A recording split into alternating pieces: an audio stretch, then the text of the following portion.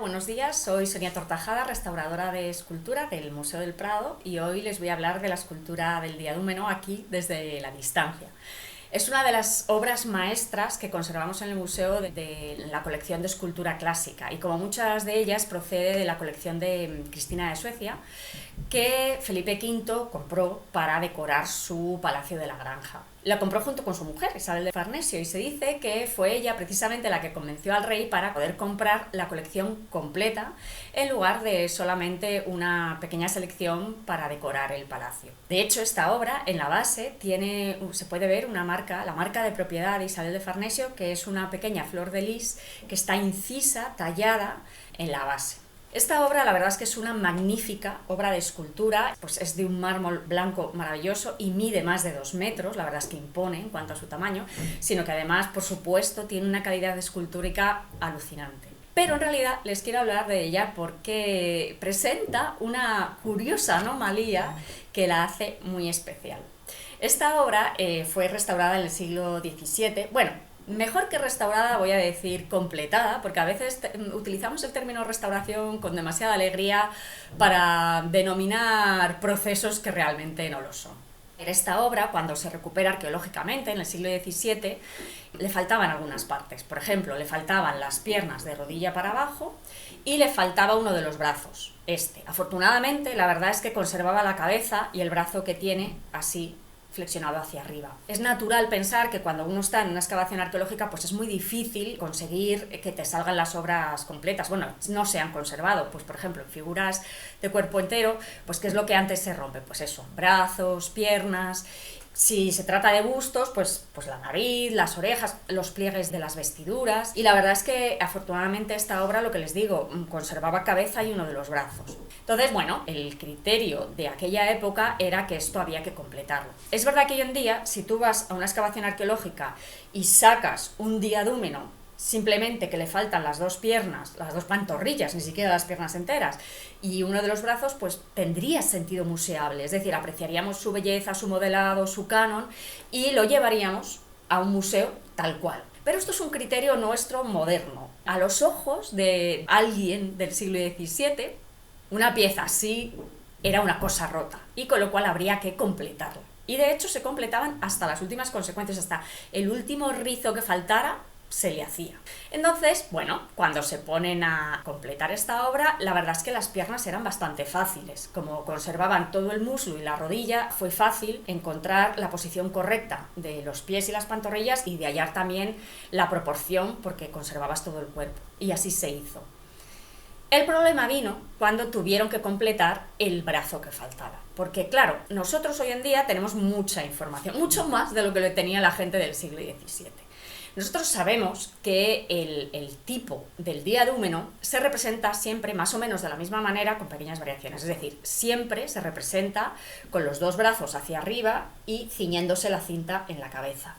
Pero esto no se descubrió hasta que no vino Winkelmann y estudió los modelos clásicos y se dio cuenta de que esto era así, que se representaban siempre casi igual. Pero claro, como en el siglo XVII no eran conscientes de este pequeño detalle, pues cuando estudiaron el brazo y consideraron las diferentes alternativas que tenían para hacer un brazo nuevo, pensaron, bueno, se trata de un hombre joven, atlético, musculoso, que está mirando para abajo con un brazo hacia arriba flexionado y en tensión, y pensaron que lo más seguro es que fuera un arquero que está tensando su arco.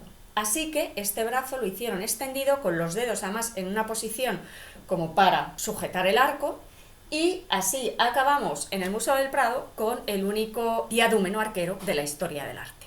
Mi opinión personal es que este hecho le aporta un valor añadido, ¿no?, a nuestro diadúmeno. Aunque me consta que hay arqueólogos bastante puristas que no están muy de acuerdo porque ellos piensan que tenemos un diadúmeno erróneo. De hecho, en el Museo del Prado conservamos un brazo de escayola patinada para que imite el mármol, y que se hizo en el siglo XX siguiendo el modelo original del diadúmeno que se conserva en el British Museum, que allí tienen un original griego. Afortunadamente, este brazo nunca se llegó a colocar, porque realmente lo que hubiera hecho falta para retirar el brazo añadido hubiera puesto en riesgo la integridad de la obra. Hay que pensar que este tipo de intervenciones que se hacían en el 17, en el 18, pues no seguían el criterio de reversibilidad que hoy en día está vigente en la restauración moderna, sino que ellos, si unían un brazo a un cuerpo, era para que durara toda la vida. ¿Y cómo lo hacían? Bueno, pues solían poner unos pernos de hierro en el interior de grandes dimensiones que adherían con un pegamento, vamos a decirlo, que fabricaban a base de resina de colofonia y cera de abeja. La resina de colofonia era la resina natural más fuerte que se podía conseguir entonces. Hay que pensar que, claro, todavía no había llegado la revolución de los plásticos y no había epoxi o cosas así.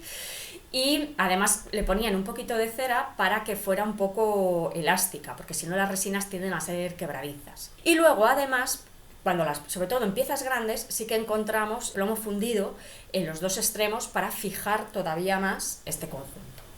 Entonces, el Departamento de Restauración del Prado hoy en día pues no considera necesario ni adecuado la retirada de estos añadidos. De hecho, nosotros somos bastante conservativos y los consideramos como añadidos históricos que merece la pena conservar. ¿Por qué pensamos que son añadidos históricos? Bueno, pues son de época, son antiguos, están muy bien ejecutados, además tienen un cierto valor documental. Documental en el sentido de que representan, por ejemplo, el gusto del coleccionismo barroco, representan la propia historia de la restauración y no causan ningún daño desde el punto de vista técnico ni ningún demérito desde el punto de vista estético. De hecho, este brazo del diadúmeno es una maravilla como está tallado. Es casi tan perfecto como el resto de la escultura, porque muchos de los talleres más activos y mejores de escultura de la época se dedicaban no solo a producir obra original, o sea, esculturas originales para sus clientes, sino que además trabajaban también en completar las obras clásicas que iban surgiendo. Entonces, por ejemplo, en el Prado nosotros tenemos una escultura de la que no conocemos cuál es el nombre de su autor romano, que es la Ariadna dormida, pero, por ejemplo, sí que sabemos los autores de los añadidos que le pusieron en el siglo XVII, que formaban parte del taller de Bernini. O sea, alguien tan prestigioso como Bernini dedicaba parte de su actividad profesional a hacer ese tipo de cosas.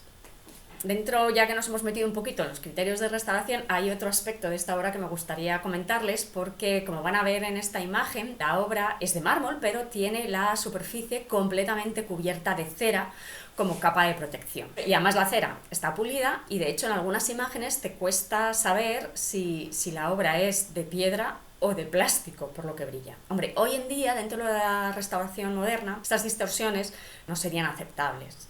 Hay que pensar, cuando uno decide aplicar una capa de protección, que va a proteger frente a qué. Afortunadamente nosotros trabajamos en un entorno de museo en el que los factores de alteración están controlados y son muy estables. Entonces, por ejemplo, nosotros tenemos controlada la temperatura, la humedad, el aire, por ejemplo, está filtrado frente a partículas, la luz está también filtrada y la cantidad. Tenemos seguridad, entonces realmente no sería necesario aplicar ninguna capa de protección. Además hay que pensar que este tipo de intervenciones lo que hacen es aplicar una sustancia completamente ajena al original por toda la superficie, es una intervención global. Así que, por ejemplo, si nosotros fuéramos a limpiar esta escultura, pues no volveríamos a aplicarle esa capa de cera que tiene ahora.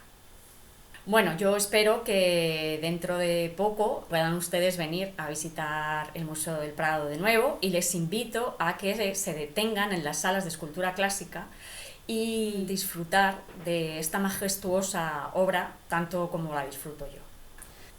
Mucho ánimo, que ya queda menos y les esperamos en el Prado.